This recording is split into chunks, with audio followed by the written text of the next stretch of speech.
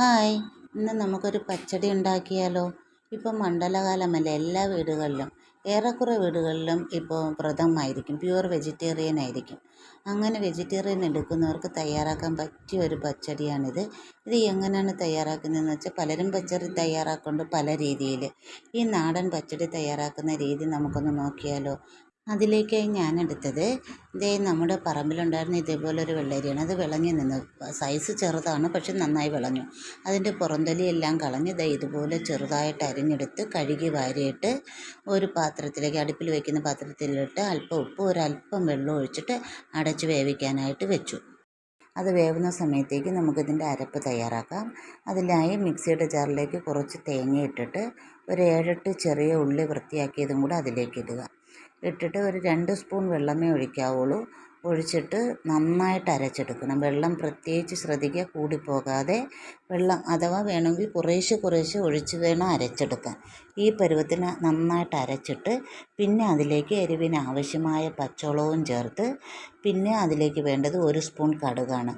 അതും കൂടെ ചേർത്തിട്ട് ഇത് നന്നായിട്ട് അരയ്ക്കേണ്ട, ഒന്ന് ചതഞ്ഞാൽ മതി. കടുകും ഒന്ന് ചതഞ്ഞ് മുളകും ഒന്ന് ചതഞ്ഞ് കിട്ടിയാൽ മതി. നന്നായിട്ട് അരഞ്ഞു പോകുമ്പോൾ കടുകിന് ഒരു കയ്പ്പ് രസം വരും, അതുകൊണ്ടാണ്. ഇതുപോലെ ഈ പരുവത്തിൽ അരപ്പ് അരച്ചങ്ങ് മാറ്റി വയ്ക്കാം. അപ്പോഴേക്കും നമ്മുടെ വേവാനായിട്ട് വെച്ചിരുന്ന വെള്ളരിക്ക വെന്തിട്ടുണ്ടാവും. നമുക്ക് അടപ്പ് തുറന്നിട്ട് അതിനെ നന്നായിട്ട് ഇളക്കി നോക്കാം. അപ്പോഴിത് കറക്റ്റ് പരുവമാണ്. വെള്ളം അല്പം പോലും വെള്ളം കൂടുതലില്ല. പച്ചടിയാകുമ്പോൾ കുറുകിയിരിക്കുന്നതായതുകൊണ്ടാണ് വെള്ളം പ്രത്യേകിച്ച് ശ്രദ്ധിക്കുന്നത്.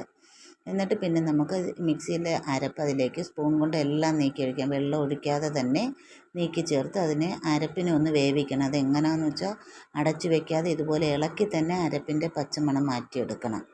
ഇതുപോലെ ഒരു 2-3 മിനിറ്റ് നന്നായിട്ട് ഇളക്കുമ്പോൾ ആ പച്ചമണം മാറി വരും. നന്നായിട്ട് മാറി വരും. അടച്ചൊന്നും വെക്കാതെ തന്നെ ഇളക്കിയെടുക്കണം, അത് പ്രത്യേകം ശ്രദ്ധിക്കുക. എന്നിട്ട് നമുക്കിതിലേക്ക് വേണ്ടത് നല്ല തൈരാണ്, നല്ല പുളിച്ച തൈര്. അതും നല്ല കട്ടിയുള്ള തൈരായിരിക്കണം. ആ തൈര് വെള്ളം ഒന്നും ചേർക്കാതെ തന്നെ നമുക്കിതിലേക്ക് ഒഴിച്ചു കൊടുക്കണം. ഞാൻ 1 കപ്പ് കട്ട തൈരാണ് എടുത്തത്. അത് ഇതിലേക്ക് ഒഴിച്ചു കൊടുത്തിട്ട് തൈരിനെയും ഈ പച്ചടിയായിട്ട് നന്നായിട്ട് ഇളക്കി ചേർക്കണം.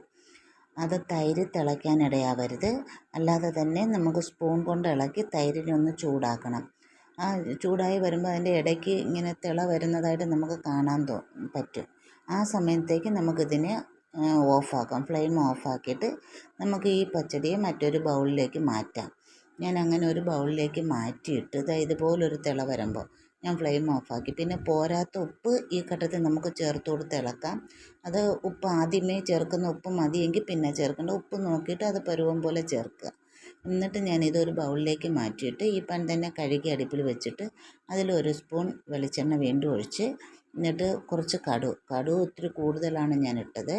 എന്താണെന്ന് വെച്ചാൽ, നല്ല വെളുത്ത പച്ചടിയാകുമ്പോൾ കടുക് ഇടയ്ക്കിടയ്ക്ക് ഇങ്ങനെ കറുപ്പ് കാണുമ്പോൾ നല്ല ഭംഗിയുണ്ടാവും.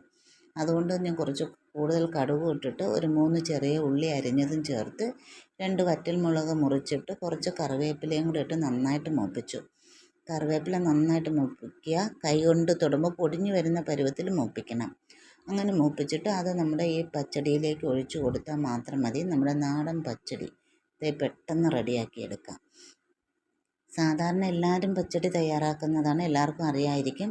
ഈ രീതിയിലല്ല തയ്യാറാക്കുന്നതെങ്കിൽ ഈ രീതിയിലൊന്ന് ചെയ്തു നോക്കണേ. ചെയ്തു നോക്കിയിട്ട് അഭിപ്രായങ്ങൾ അറിയിക്കണേ. വീഡിയോ ഇഷ്ടമായെങ്കിൽ ലൈക്ക് ചെയ്യണേ, സബ്സ്ക്രൈബ് ചെയ്യാൻ മറക്കല്ലേ.